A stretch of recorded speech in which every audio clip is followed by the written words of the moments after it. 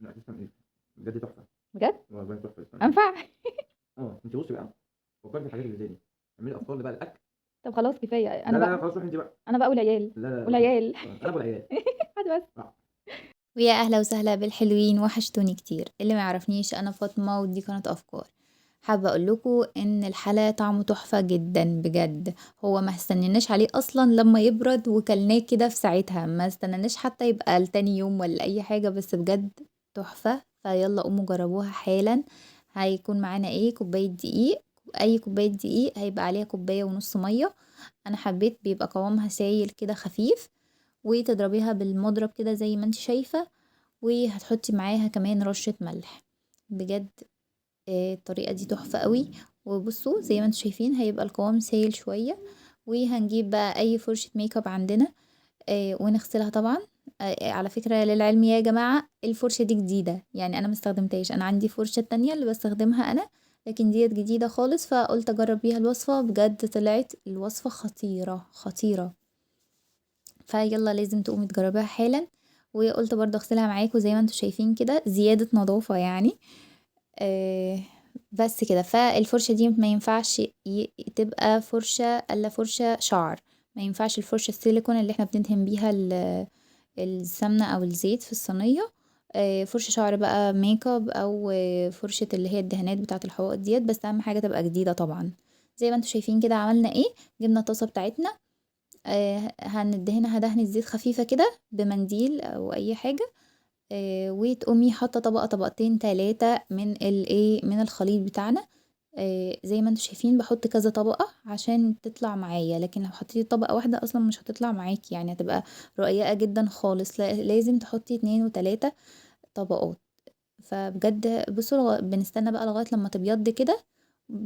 اول ما بتشيليها بتحسي ان ايديكي شايفاها من الناحيه التانية، يعني هو بيبقى عامل زي عيش الشاورما بالظبط كده، بل اخف منه كمان.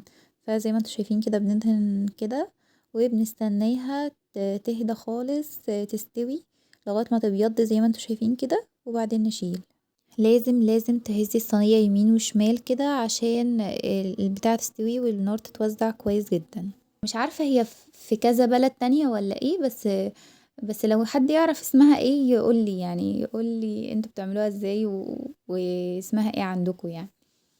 بس ف يلا قوموا جربوها حالا. لازم بين كل واحدة والتانية تدهنوا دهنة زيت، مش شرط كل واحدة والتانية، يعني تعملوا مرتين وتدهنوا دهنة زيت بمنديل كده. بس فالطريقة دي حلوة قوي. يلا قوموا جربوها. وطبعا وهتبسطوا العيال وابو العيال. يا جماعة انتوا شفتوا ابو العيال اتبسط ازاي، وهتشوفوا برضو في اخر الفيديو هيتبسط اكتر برضو. انا قلت اجربها معاكم وكلتها معاكم في الاخر الفيديو، وقلت اقول رأيي يعني. وهو برضو قلت اروح اشوف رأيه ايه، وعجبته جدا وهكررها تاني. انا قلت عاوزة اعمل اي حاجة حلوة، فقلت اقوم اجرب ديت ليه لأ، ونخترع كده يعني. بس بجد الاختراع طلع تحفة. فيلا قوموا جربوها ومش هتندموا على ضمانتي. زي ما انتوا شايفين كده يا جماعة، دهنا دهنة زيت خفيفة. انا قلت بقى اجيب الصينية واعملها معاكم، يعني اللي هو بصوا احط الطبقات واحط رشة سمنة كده زي ما انتوا شايفين، ومن الصينية دي على الصينية دي على طول، وعلى الفرن على طول. يعني انا حطيتها في الفرن على طول في ثانية. هي بتتعمل معاملة الجلاش بالظبط بالظبط، بل احلى كمان من الجلاش. طعمها تحفة تحفة تحفة. ممكن برضو تحطوا مكسرات في النص او اي حاجة يعني انتوا حابينها، او لما تطلع تحطوا برضو مكسرات زي ما انتوا شايفين كده.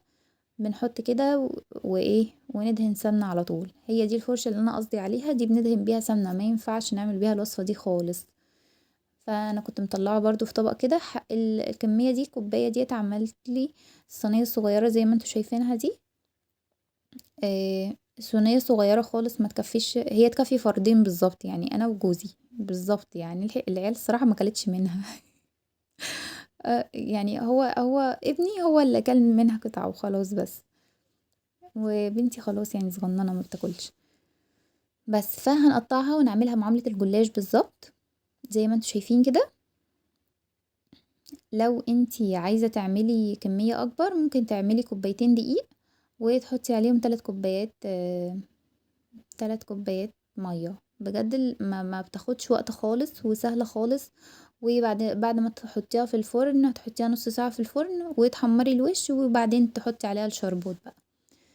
معاملة الجلاش بالظبط يا جماعة. اهي بصوا تحفة تحفة تحفة تحفة. يعني لو انتي مش عندك اي حاجة حلوة في البيت وعايزة تعملي اي حاجة حلوة قومي جربي الطريقة دي. يلا بصوا اعملوا داونلود للفيديو عشان ترجعوا له في اي وقت. يعني بصوا جميلة الطريقة تحفة وسهلة وبسيطة وهتعملي حاجة من البيت وما كلفتناش اي حاجة بجد. بصوا انا هدوقها معاكم دلوقتي ومورقة بجد. بصوا التوريقة بتاعتها تحفة تحفة تحفة. انا قلت كمية تحفة في الفيديو رهيبة. فيلا بقى يا جماعة اللي عجبته الطريقة واللي عجبته آه، الوصفة يعمل لي لايك. ما تبخلوش عليا بلايك وكومنت حلو منكم. قولوا لي انتوا بتتابعوني من انهي بلد تعالوا بقى نروح نشوف رأي جوزي ايه في البتاعة دي. تحفة تحفة تحفة.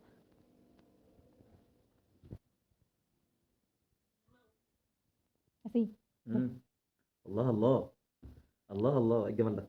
رأيك؟ رأيي مش المدوق الاول. ماشي. حد يرمي التليفون انت كده. عملتها امتى؟ بخترع. والله الحمد لله بدأت تخترع حاجات تتاكل. شفت يعني انا عايزك افكار. تفكري في الحاجات اللي تتاكل. افكار. ايوه بس عايز افكار الاكل. ماشي. سيبك من اي حاجه تانية. لا كده على بعضها كلها. انا مش هاكلها كلها يعني عشان انا ماشي. بسم الله. ايه رأيك؟ انا هخلصها كلها واقول لك رايي. لا تسلم ايه، بجد تحفه. بجد والله تحفه تسلم. انفع.